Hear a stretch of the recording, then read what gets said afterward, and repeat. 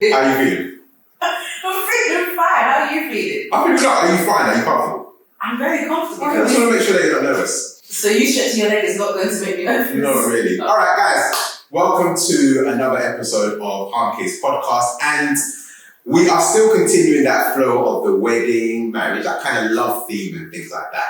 And today I am joined by, I'd say, a lady who has really rapidly grown her business within not just the event space, but in the kind of wedding industry. Is that fair to say? Agreed. In the wedding industries, where we've done plenty of weddings together around the country. And she's the founder of Wins Loves Events. Winnie, how are you? I'm good, thank you, Jeffrey. How are you? I'm good. Thank you for coming on the show. Thank you for having me. So, we've looked at quite a few things over the last kind of couple of weeks. We looked at different things such as marital counselling. Mm-hmm. We've looked at how you know as a guy and a girl when you're ready to propose and things like that. And now we're going to get to a topic that I think is not really spoken about that much. People more suffer from it than speak about it.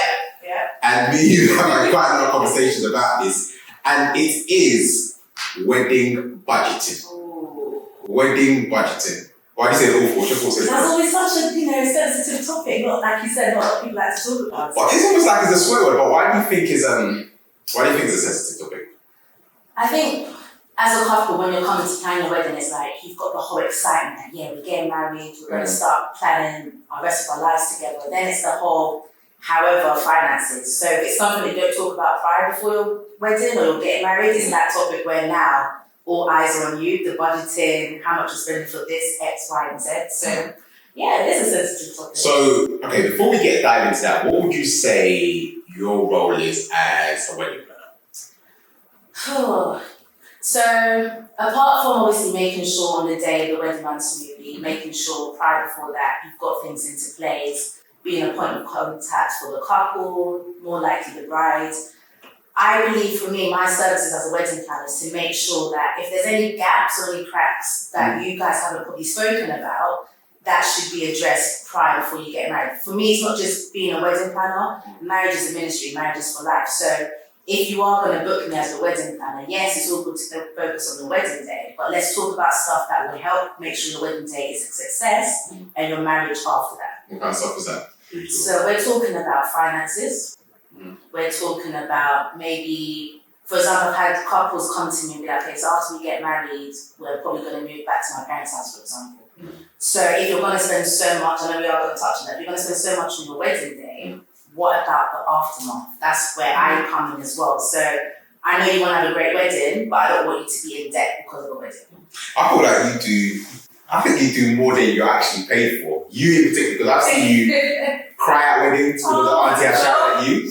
I've seen you pray for brides at weddings. I've seen you get down with guests and things like that. So I think what you just described is probably 25%. Yeah, I can't describe everything. Yeah, okay, I agree. I think as a wedding planner, a lot of people just think, boom, you're going to organise our wedding day, you've got to work on the wedding day. But as you start to build a relationship with the couple, because remember, once a guy proposes to a girl, you're usually planning your wedding for maybe up to 9 months or a year. Yeah.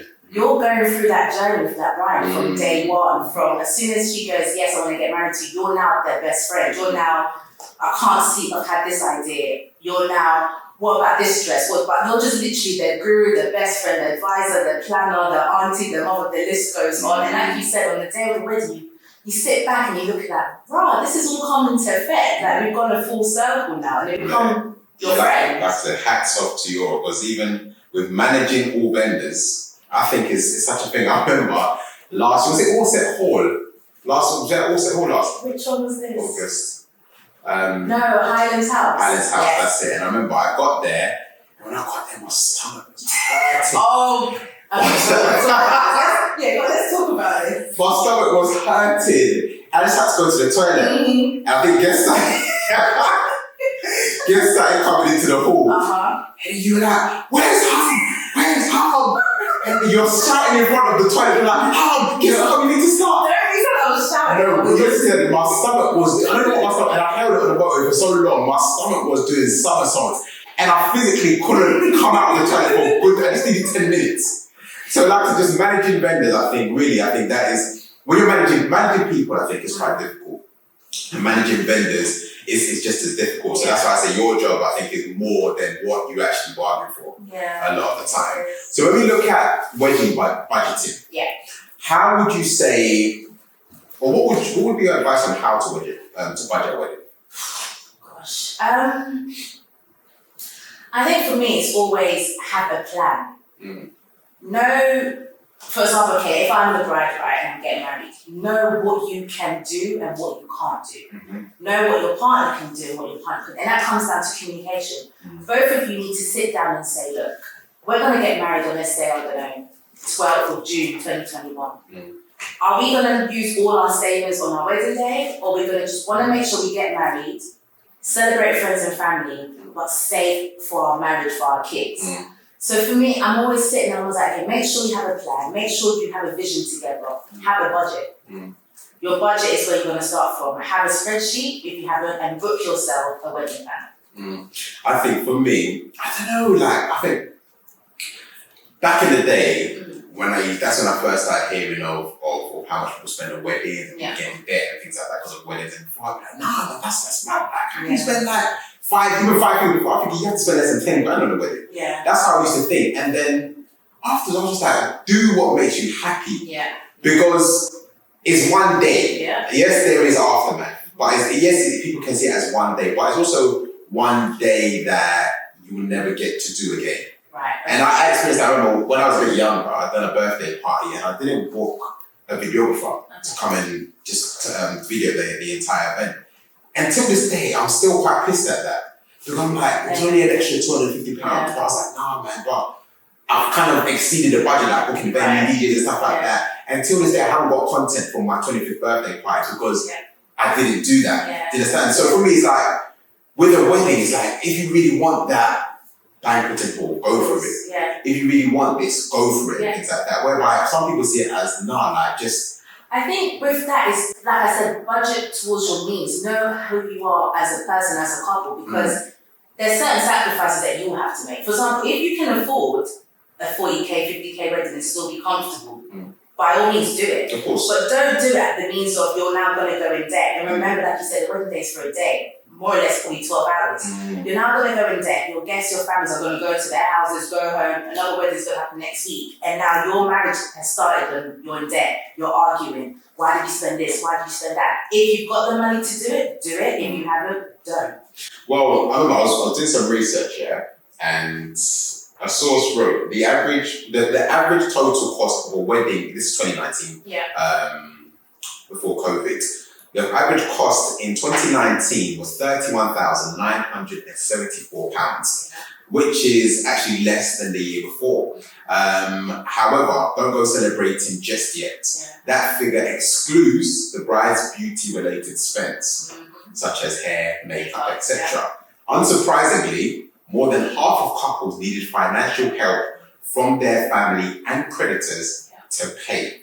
So, like you said, going above and beyond your means. And what's your thoughts on having a budget? Say, for example, some couple might have £15,000 saved, but their wedding is going to cost £30,000 and they're going to go to Bank of Daddy or Bank of Barclays to go for a loan and things like that. What's your thoughts of getting yourself into debt because of your wedding?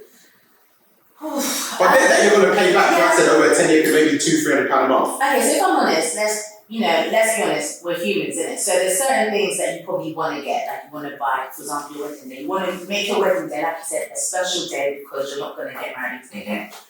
So do you now take a pill that, okay, cool, I'm not in my financial state right now, but I will be, so let me take out a loan and I'll pay for it slowly. I think there's different pros and cons to either one option. So my thought would be, if you are going to take a loan, and you know in your heart of heart that you can pay this back in installments, all right. But what I'm always a bit skeptical is, you're going to take a loan. Let's be honest now, you're married, isn't it? So you're married, let's say, your wife now gets pregnant. You have a child coming into the equation. then you've got to build that up as well. You're taking an loan for that. So then you're just slowly building yourself in loan and in debt.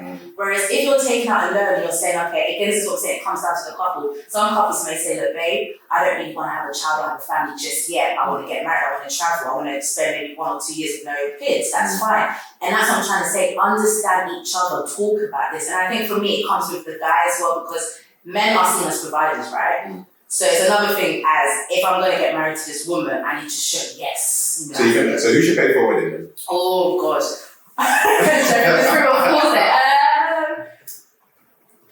Alright, if I was going to go back in the day, like fairy tale, like, no, I would say a man. Should pay for it. I would say a man. No, who should pay for a wedding? Traditionally, it's the bride. It's the Yeah. bride that pays for the wedding. Yeah. For the traditional or the No, entire? in general. Traditionally, it's the bride's It's the family. bride's family that pays Is that for pay the for the wedding. entire? Boy, I got cut short. What's your thoughts? Father of the bride, isn't it? Oh, right. Men, innit? Absolutely. But that's what I'm trying to say. Like, that's what I'm trying to say. So traditionally, yeah, you would have the bride's family. You know, like you're taking my daughter, okay, cool, I pay for the wedding. Sometimes in La La Land, you may say maybe the man wants to pay for the wedding to show that yeah, I can provide for your daughter, I can look after your daughter. However, that's what I'm trying to say. I don't feel, me personally, I think it should be, if not 50-50, both of you come pay for something. Because you can't leave it all to one person. It's, with this day and age, you just can't do it. We're not in the traditional world. How do you feel like, because I know what happens sometimes is that couples set a budget that's within their means. Yeah. So let's use £15,000 as an example. Okay, cool. And then they do some research, Yeah. especially if you obviously haven't been a part of budgeting a friend's or family's wedding Yeah. before. They do some research, so on their spreadsheet, Excel spreadsheet, you might see venue, 1,500, and then you go to Paynes Hill or one of these Meridian brands, and then you see £18,000 or something like that. So that's what you get hit with. So what happens is that you begin to alter, so that 1,500 now turns into 5,000, because when I look at sources again, the average wedding venue is £5,406. So then when you see that, okay, right, this is now going to be £5,000. Yeah. You think, okay, right, my DJ costs, I put £200 behind that. Then when you hear a DJ is going to be, 800, 900, yeah. then it's like that slowly creeps up. So how are you able to budget when you're finding out the average you can't even get? Say for example, you can't even get a nice venue. This is Peckham Community Hall Yeah. for a certain price. How are you then able to almost manage what you can get if you want a certain look or feel? And I think that comes down to having, so for example, if you've never been to a wedding, you don't really have family and friends that have got married. This is why as soon as you do get engaged, have yourself a wedding planner. Have someone that's in that professional field that has advice and say to them, look, this is our budget, 20 grand, 15 grand. Can you make it happen? More 9 times out of 10, a wedding planner needs to ask that question first. What is your budget? Because then I can put you in the right direction of, I'm not going to say this vendor's going to charge this, but because of your budget, I can gauge where you should be going. If you don't have a wedding planner, you don't have someone that's maybe had a couple of weddings or got married, how are you supposed to know where you're going? Because, for example, let's be honest, everyone used to think, oh, DJ, like, oh, I could get one uncle to play, and then, woo, that's the vibe. But then you want a shut down wedding, and you want that DJ, like, yeah, that DJ, that was just, that's going to cost you a lot of money. And then that comes down to the next point, sacrifices as a couple. What's important to you? Some people may say, the venue is important to me, but the decoration is not important to me. Because if I have a venue that gives the aura that I need, I don't need to spend thousands of pounds on a decorator. Some people may say this venue is very bland. Like for example, people use, I don't know, Peckham Community Hall. It's very bland, so I'm going to need a decorator to make the magic and show the vision that I want. So you have to kind of scale it down and say, okay, what's important? I know some couples as well, they say, for example, the media part is important to me. So my photographer, my video person, it has to be on point. However, maybe, I don't know, my caterer, I can get auntie so-and-so to do. So that's what I'm trying to say. If you have a planner and you have your budget, then you can start to gauge what's important and what's not. I think that sometimes, you know what it comes down to? I think is what the eye sees. Yeah. So for example, like you said, it takes 9 months or 12 months to plan a wedding. I think sometimes what happens is that you've got the idea and you've actually below your budget. Yeah. And then a month before your wedding, you go to someone else's wedding. Yeah, you're like, and then you see that 360 camera, you're like, oh, Can I be honest with you? I went to a wedding where I was a guest. And no word of a lie, I had a, not my bride, but I had a bride to be. She had a notebook and pen. Seriously. As she's watching this, and I guarantee you, anyone watching this, I know they're probably knowing so. Even if it's not on a notebook, it's on a phone, notes. It's like, alright, so oh, that favour looks good, you know, I'm going to write this down. Yeah. Or that, even things like, okay, the entrance music, oh, do you know what, babe, we're not having the entrance music, we're going to have something else because that got the crowds going. It's like now sometimes weddings have now become a coursework, an investigation, because I want my wedding to be better than so and so. And then that's what you're talking about. You start to look at what the IEC is like, oh no, I didn't think of that, now I want to do that now at my wedding. You know, that's how we all are. Yeah. Not just with weddings, with cars, with trainers, Yeah. we always see it as, but when you look at the divorce rates and reasons of divorce rates, stats show that 33% is down to finances. So even though you speak about, okay, you know what, yeah, let's go for this, blah, blah, blah, and you maybe both agree, when it comes to financial difficulties in marriage, everyone forgets to agree to it. All they know is that they spent twice the amount that they were meant to spend and things like that. So is there even a way to even counteract peer pressure? Oh, keep saying, because these are deep questions that always, it's funny hearing you asking these questions. Like sometimes I have to ask it to my couples because peer pressure is something, especially with social media. I don't want to keep blaming social media, but let's be honest, social media is there. And it's that peer pressure, like, you know, they say out of sight, out of mind. If I didn't see it, would I think about it? So if, I don't know, my friend is now getting married next month, or let's give it a window, like beginning of this season, so let's say beginning of summer, and I'm getting married ending of summer. I've got that 3-month gap where to be like, I'm going to weddings, oh, I've got this, and I've seen this, and I want this.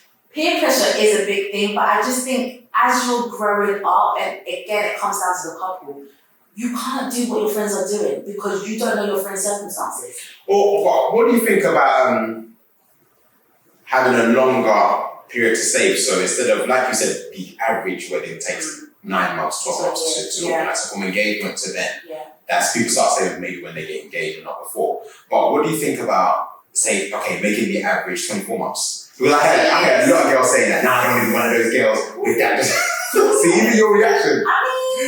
Again, everybody's different, but I think 2 years engagement. What's wrong with it though? You know it's No, that's the thing, there's nothing wrong with it, but okay. If I'm honest, if you're having a 2 years engagement, not to say that things won't happen in your marriage, but I'm just saying for 2 years engagement, maybe as a woman, I'm not putting because I'm a woman, so I'm talking on behalf of the woman. You start to, that's where the peer pressure comes, you start to think like, is this going to be serious? Is he really going to get married to me? My mom is saying, oh, you're taking too long. Biological clock, let's be honest, it's true. And I know, we shake our heads, but these are, as much as we try and say we're not going to listen to it, we sometimes do listen to it because it's in your area. Because I keep on saying, like you said, the people, whether it be your parents or friends or whatever, the people who are saying they're taking too long, are those people willing to give you £5,000 to make up because then I won't take too long. But then I've noticed some couples now, I think this is a new thing, where they actually plan their wedding before they get engaged. So as they're dating and courting, they're saving, they're planning. So when the guy comes and says, "Babe, do you want to get married to me?" It's like, we're going to spend maybe a year engaged because we planned beforehand. Now again, some people are like, oh, but why are you going to plan your wedding if he hasn't been proposed to you? So that also brings its own kind of, but then I guess at the same time, if you're planning your wedding. Isn't that, I've heard a lot of couples like that. And if you haven't had a conversation about marriage, but you're planning, that sounds like a fairy tale. If you want to see, couples I've gone as have marriage counselling, and the guy hasn't even proposed. That doesn't make sense to me. Like, I don't know. Like, why do you think that it's right to go marriage counselling and the person hasn't even proposed? Your partner hasn't even proposed. No. All they've said is, oh, one day, you know you're the one for me. We're going to start getting to relationship talks. Because I was going to say, that one day thing is not guaranteed. Thank you. It's not. So now you're investing, thinking, you said one day, so we're going to get married, so let's get to marriage. And then before you know it, my guy's kind of like, babes, one day though. It doesn't mean it's definitely going to happen. And then if, God forbid you break up, you're back to square one. So I personally know, I agree with you. I think if you're going to do marriage counselling, let the guy put the ring on your finger, please. True. What would you say the 3 best techniques would be to, if you want to say, save on a wedding? Okay, so to save on a wedding. Yeah, or to save on certain things that has cost association with the wedding. So I'll definitely say, like you said, your spreadsheet, your budget plan is something that you need first and foremost. It depends on where you are in a relationship. If you guys are in a long-term relationship and you know the goal is to get married, so you're courting when the goal is to get married, put money aside. Put money aside from early. If it's £50 here, if it's £100 here, put money aside from it. If you know, like this is what I'm saying, you're accountable to each other. If you're of a faith background, you've gone to see an elder, leader, priest, whatever it may be. Well, not even if you know. I just think that because even if you're in a relationship and you're just saving, even if you didn't get married to that person, you still save some money. No, what I'm trying to say is that if you're saving, as in you put it into one account, he puts it, like you're both putting it into an account or into a shared place. That the aim is a long term goal. You want to get married, cool. But again, if you're saving one more, you break up and buy a new car or something. Yes. So that's what I say. Put money aside, get yourself a budget plan. And my third tip would be do research. Don't just book any vendor that you see on Instagram or Pinterest or because my friend had this MC. Your friend had that MC or DJ because that was them. Research them. Don't make it. And I say with Instagram, be careful because a lot of people put pictures that are not their own. A lot of work that are not their own. And will never say repost it from X, Y, and Z. It's like it's their own. Research, and that research comes with research your wedding planner. Research, get somebody that would be like, all right, you know what? I can work with you. But my other advice for couples is not every wedding planner is for you. What do you mean by that? So I always have a consultation with my couples, and I think most wedding planners do that. But as a couple, that's what I'm trying to say. Your wedding planner is basically, if I can talk in a theatre terms, your wedding planner is a director. Your vendors are like your stage management, and you as the couple are the actors. So your guests are the audience. So on the day of the wedding, they're seeing a production. You need to rely on your wedding planner as a director to make sure that anything goes wrong, no one can see it. It's smooth sailing. The reason I'm saying that is because some couples would be like, oh yeah, my friend had you as a wedding planner, so I want to book you. Do we have a good rapport? Do we have a good relationship? Your wedding planner is going to be your best friend. If you don't feel confident enough to even talk about certain things with your wedding planner, don't just book them because somebody else has it. And that's like your vendors with everything. Do your research. I think how I would say in order to save money is be flexible. And what I mean by that is, for example, when you look at listings for venue prices and stuff like that, you see what's the hottest August, bank holiday, Saturday, August. You know, that will be, say, one price, call it £8,000. And then November on a Monday will be like £1,500. So just having that flexibility to kind of say, even though yes, you wanted that summer's day wedding, but you still get the nice venue, but you might not just get the nicest of weathers.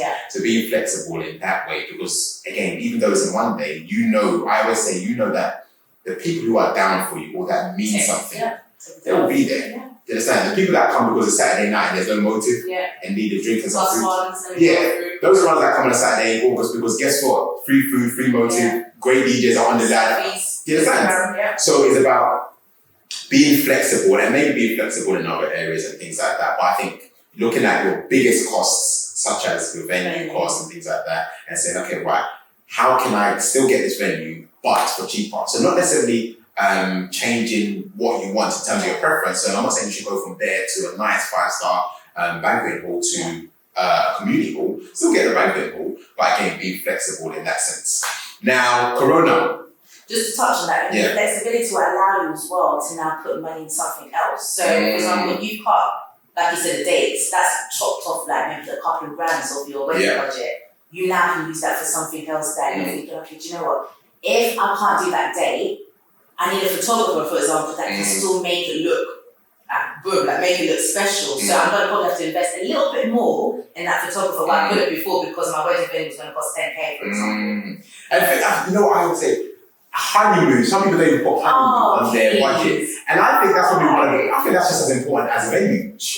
Because honeymoon is that first time as Mr. and Mrs. just away. Because let's face it, after a wedding, you more than likely just back to work and everything that's normal. You want to kind of still be in dreamland. And enjoying dreamland. Enjoying dreamland. I can see the way you're breathing heavily.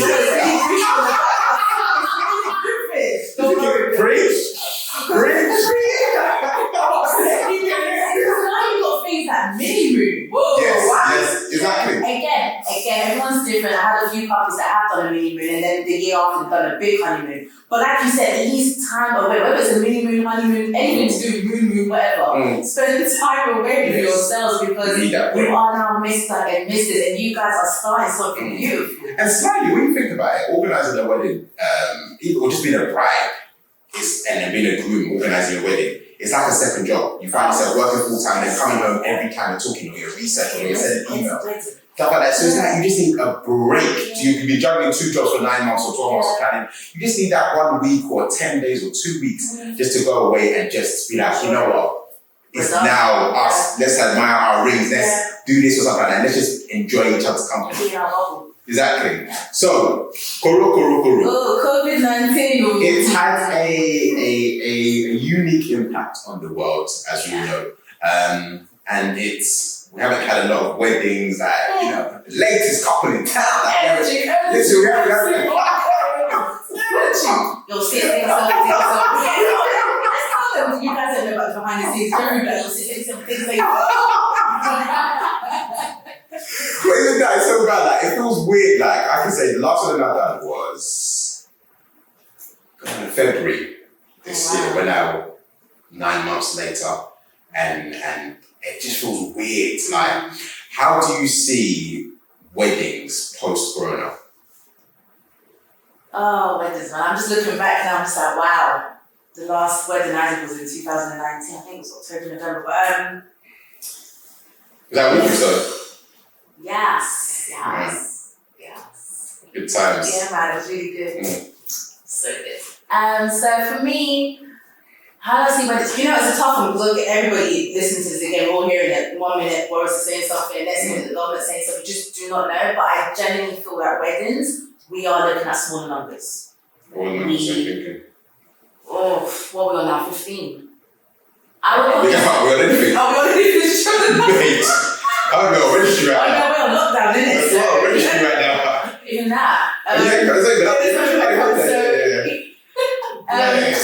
Alright, so initially we're on 15, so I would probably say you're looking at, if I'm saying next year, and again guys, this could change, so don't quote me on it, you're looking probably around, summertime I'm thinking it could borderline 80 to 100. 100 is actually stretch unless you've got a big venue that does social distancing. But I'm thinking 2021 we're probably looking at around that figure, like 50 to 80. Is that in terms of what we're allowed or what people prefer? Oh, definitely what we're allowed. I think what people prefer is probably, because that's all we've known. The norm is to have big weddings. Corona has changed people's behaviour. So I'm just thinking, let's just say, for example, everything is lifted. You could go in, if you want to do a 1,000 classy wedding. Do you think people would want to do a big wedding? Jeff, if I'm honest with you, again, it relies on a couple, because some couples now are like, you know what, actually seeing these weddings now, I appreciate outdoor, smaller marquee weddings, my friends and families. Some couples are like, no, I want to turn up. I want to celebrate. I'll be locked down for 2020. I'm going to invite everybody to say, yeah, let's have a party. So it does depend on the couple and individual.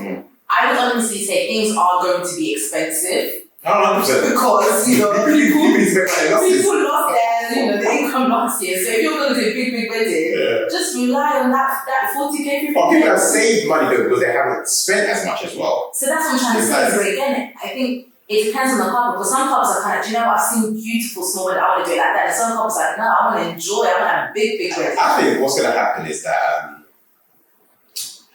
we're going to see small weddings. Yeah. And then one person's going to do a massive wedding. And it's going to be a reminder. DJ shutting it down. Everyone is snapping it. And then boom, literally, everyone's going to be like, you know what, that is small wedding. Let's start with that. Literally, I think it's going to be quite cute and small for parents. And people will be like, oh yes, come on, going to go there. All of a sudden, like, people are just going to be like, yeah, I'm going for the big ones. Yeah. Do you know what I mean? Because you're then going to remember, because right now, all we can remember is as far back as the small weddings. Yeah. Like, obviously, Snapchat and things like that, we were seeing 50 people less during Corona. People can't remember maybe what was happening in 2018, 2019, things like that. The minute a reminder comes, because one person does a big one, all you're going to see that. But my thing is like, when you get that reminder of a big one, again, this comes back to the finance stuff. Don't just jump on the bandwagon because someone's doing the big one and now you're going to now be in debt or you're now going to lose everything. Yeah. It is hard. It's hard. I really respect those who get married and then move back with their parents. Okay. Because it's like, you must really want a massive wedding to be able to say, okay, I don't want my freedom with my missus in my own house, to then go back and live with. I know that with Asian people and stuff like that, it's kind of tradition, you move back with whoever, either parents and stuff like that. But to sacrifice living with your partner because you can't physically afford it and then going back, I really admire people. So do you think, like, obviously, married and being an MC, so you're around the wedding environment, marriage. So do you think the importance of having your own space after you get married is important? It's a necessity. Okay. If you just think about it, like, you just want even sometimes, just as a single person, you want your own space. Yeah. You understand? Sometimes it's like hitting your head against a brick wall. Yeah. You understand? So now just imagine, like, you're with your wife, you want to make some noises. Hey. It's like, no, you want to make some noises. Yeah, but you want your own space. You want to have your comfortable doing your own space. You want to make something at home. Yeah. You understand? Like, we on one of the other shows, we were talking about, your mum or you have been raised to do it like this, and your wife has been raised to do it like this. But when you come together, you unlearn everything that you've learned in the last, and now you make it on. There's excitement in that. I think there's excitement in that, just as there's excitement in the actual wedding. In terms of the wedding plan things, there's excitement in marriage, and it's almost like you're not. I personally feel, again, it's my personal opinion, I personally feel that you're not really experiencing the marriage to the fullest if you're kind of still living at home because you decided that you wanted to have a 50 grand wedding when you reached to have a 30 grand wedding. And that's where it comes down to my point in terms of make sure after your wedding you've got the foundation set up for your marriage, because like you said, having your own space, whether it's mortgage or rented, it is important to have your own space as a couple. 100%. Hashtag that. Having your own space / weddings 19. Or weddings 2020. Hey, by the time this comes. Okay. Yes. Anyway, Winnie, thank you for joining me today. We've taken tips, we've taken pointers to any couples that are getting married over the next couple of months, years, and things like that. These are things that you can start thinking about. This KAYS podcast, and we'll see you guys next week. Thank you.